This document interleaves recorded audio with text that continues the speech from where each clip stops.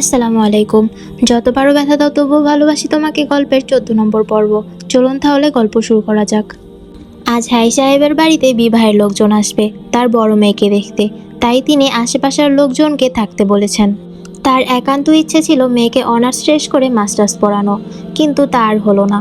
মেয়েটি ছাত্র হিসেবে ভালো ছিল, পরীক্ষায় কখনো অকৃতকার্য হয়নি। নতুন করে দেয়ালে সাদা চুন লাগানো। অফিস থেকে এসে খাটে গায়ে এলিয়ে মেয়েকে নিয়ে ভাবছে, যদি ছেলেপক্ষ মেয়েকে পছন্দ করে তাহলে অন্যের ঘরে চলে যেতে হবে। মেয়েটি আমার ঘরের ভাগ্যবতী।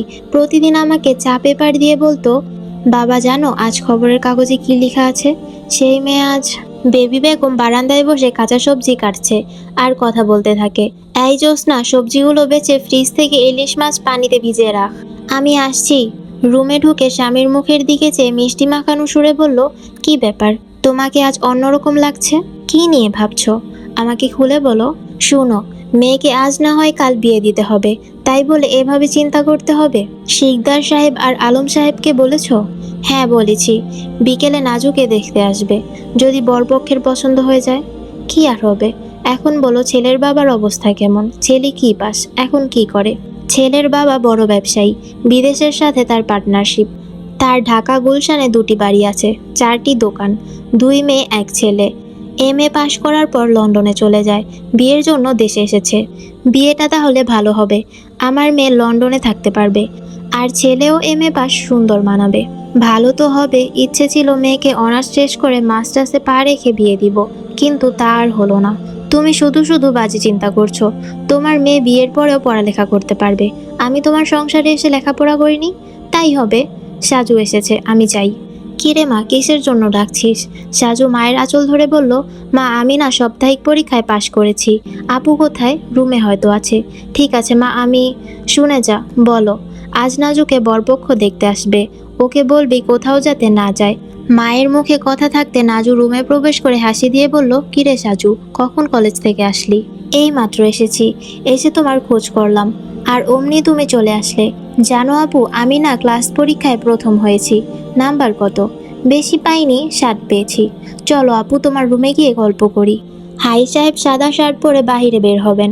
রুম থেকে বের হয়ে যখন গেট খুলে বাহিরে পা ফেলে মাথা উঁচু করে তাকিয়ে দেখতে পায় তার বন্ধুর সাথে অনেক লোকজন আসছে, তাই তিনি পা সামনের দিকে না বাড়িয়ে চলে আসলেন। রুমে এসে বলল, এই নাজুর মা, বরপক্ষ আসছে, সাজুকে বলো তাড়াতাড়ি নাজুকে সাজানোর জন্য। আমি সবগুলো। বরপক্ষের লোকজন বাড়িতে প্রবেশ করে অনেকে বলতে থাকে, বাহ, বাড়িটা তো খুব সুন্দর। বারান্দার সামনে ফুলের বাগান, গোলাপ ফুলগুলো ফুটে রয়েছে। ফুল গাছগুলো বাড়ির সৌন্দর্য আরো দ্বিগুণ করে রেখেছে। হাই সাহেবের সাথে দেখা করে সকলে বারান্দায় গিয়ে বসে। সবার সামনে শরবত।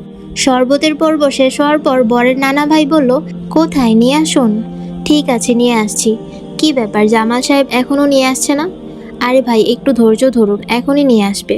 নাজুকে তার দাদা ভাই বরপক্ষের সামনে এনে সালাম জানালো। সকলে সালামের জবাব দিয়ে বলল, আমরা এখন কি দেখতে পারি? হ্যাঁ দেখুন।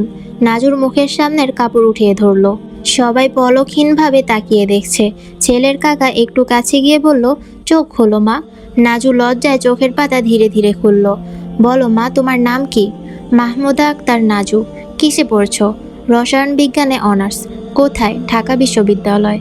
তোমার বাবা কি করেন? সচিবালয়ে চাকরি করেন। ছেলের বাবা মেয়েকে পছন্দ করে বাহিরে এসে বন্ধুর সাথে বুঝ পরামর্শ করে। নানা ভাইয়ের হাতে আংটি দিয়ে দেয়। নানা দাঁতবিহীন হাসি দিয়ে বলল, এই যে নাতিন, হাতটা বাড়িয়ে দাও। আংটি পরিয়ে বলল, ঠিক আছে, এখন নিয়ে যান। ছেলের বাবা ও কাকা হাই সাহেবকে ডেকে এনে বলল, ভাই, আপনার মেয়ে আমাদের পছন্দ হয়েছে, আপনি যদি বলেন তাহলে দিন তারিখ করতে পারি। ঠিক আছে, করুন। আগামী মাসের 1 তারিখ। আপনি কি বলেন? হাই সাহেব গোটা কয়েক মিনিট চুপ থেকে বলল, ঠিক আছে, আমি ঠিকভাবে এখন বলতে পারছি না, তবে ফোন করে জানিয়ে দিব, আপনারা কোনো চিন্তা করবেন না। তাহলে আমরা এখন আসি। সবাই চলে গেল। রুমে প্রবেশ করে স্ত্রীকে বলল, জানো নাজুকে পছন্দ করেছে, দিন তারিখ ধার্য করতে চেয়েছিল। তুমি কি বললে? বললাম ফোন দিয়ে জানিয়ে দিব, চিন্তা না করতে। ভাবলাম তোমার সাথে না জেনে শুনে তো আর কিছু বলতে পারি না। যাকগে, এখন এক কাজ করো, কামাল সাহেবকে জানানোর প্রয়োজন। তুমি না হয় ফোন করে জানিয়ে দাও। আমি বললেই হলো, তোমাকে বলতে হবে না? তা না হলে? ঠিক আছে, আমিই বলবো, ফোন নাম্বারটা দাও। আমার কাছে নেই, হয়তো সাজুর কাছে থাকতে পারে, আমি নিয়ে আসছি। হাই সাহেব চিন্তা করলো সামনের মাসেই ভালো হবে, দেরি করে লাভ নেই। শুভ কাজ যত তাড়াতাড়ি সেরে ফেলা যায় ততই ভালো। এই নাও ফোন নাম্বার। ফোন নাম্বার নিয়ে টেলিফোনের রিসিভার হাতে নিয়ে গুনগুন করে টিপলো।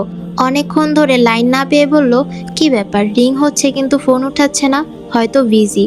আরেকবার দেখো, পেয়ে যাবে, আমি আসছি।